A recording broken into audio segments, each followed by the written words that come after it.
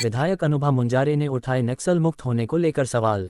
कहा, ऐसी कौन सी जादू की छड़ी है जिसने नक्सल विचारधारा को समाप्त कर दिया। बालाघाट विधायक अनुभा मुंजारे ने मध्य प्रदेश सहित बालाघाट को नक्सल मुक्त घोषित किए जाने को लेकर सवाल उठाते हुए कहा कि ऐसी कौन सी जादू की छड़ी है जिसने नक्सलवाद को खत्म कर दिया। उन्होंने कहा कि नक्सलवाद एक विचारधारा है और यह विचारधारा क्यों आई, सरकार ने इसके संबंध में कोई कार्य नहीं किया, बल्कि देश के गृहमंत्री के नज़र में अपना प्रभाव बढ़ाने के लिए लक्ष्य समय के पूर्व ही जनवरी महीने में नक्सल मुक्त घोषित कर दिया गया।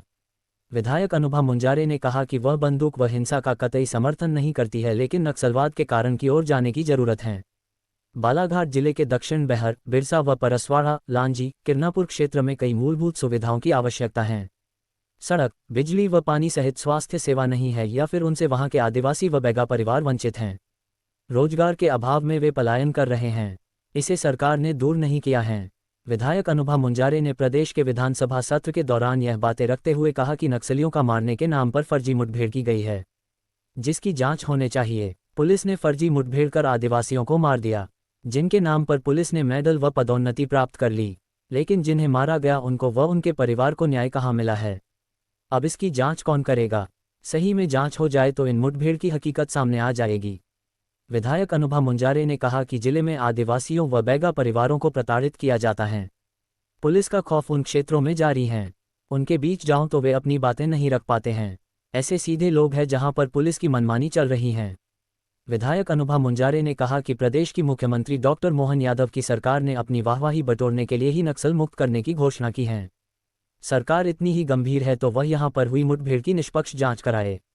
जिन आदिवासियों को मार दिया गया था मुठभेड़ के नाम पर, उसकी जांच कराए और दोषियों के खिलाफ कार्यवाही करें, तब तो समझा जाएगा कि सही में सरकार आदिवासियों के हितैषी हैं।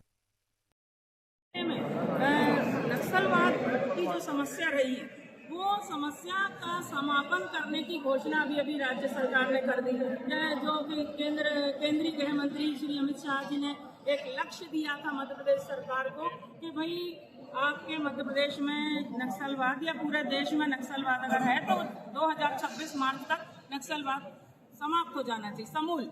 लेकिन क्या सरकार ने वस्तुस्थिति जानने की कोशिश की? क्या जंगल में रहने वाले गरीब आदिवासी भाइयों को, बहनों को किस तरह से उनका जीवन है उनको देखने की सरकार ने जरूरत समझी? मैं नहीं मानती, क्योंकि नक्सलवाद जो है भले एक बंदूक के रास्ते पर चलने वाले होते हैं नक्सलवाद एक विचार है, लेकिन अगर हम उन गरीब आदिवासियों की सुख सुविधा जो मौलिक जरूरतें हैं, सड़क, बिजली, पानी, सुरक्षा, स्वास्थ्य, शिक्षा, अगर ये सारी व्यवस्थाएं हम उनको दे दें तो मुझे नहीं लगता कि कहीं नक्सलवाद है। दूसरी बात, ये जड़ से खत्म करने की बात कर रहे हैं। कहाँ ऐसे अचानक कैसे जड़ से कोई समस्या खत्म हो जाएगी? आप फर्जी एनकाउंटर का सामना दिखाते हैं हमको। अचानक फोर्स जाती है जंगल के अंदर और अचानक न्यूज आ जाती है कि फला नक्सलवादी ये पकड़ा गया या मारा गया। अभी इन्होंने आत्मसमर्पण कराया कुछ नक्सलवादियों का। कितने सवाल उठे।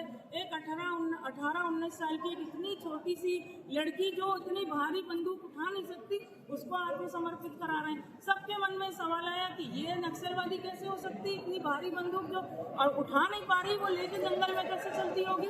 तो ये सरकार, हमारे मध्य प्रदेश की श्री मोहन यादव जी की सरकार केंद्र में, अब केंद्र सरकार के सामने, खासकर गृह मंत्री जी के सामने अपनी वाहवाही लूटने के लिए नक्सलवाद को हमने खात्मा कर दिया और 2 महीने पहले जनवरी में ही खत्म कर दिया आपने।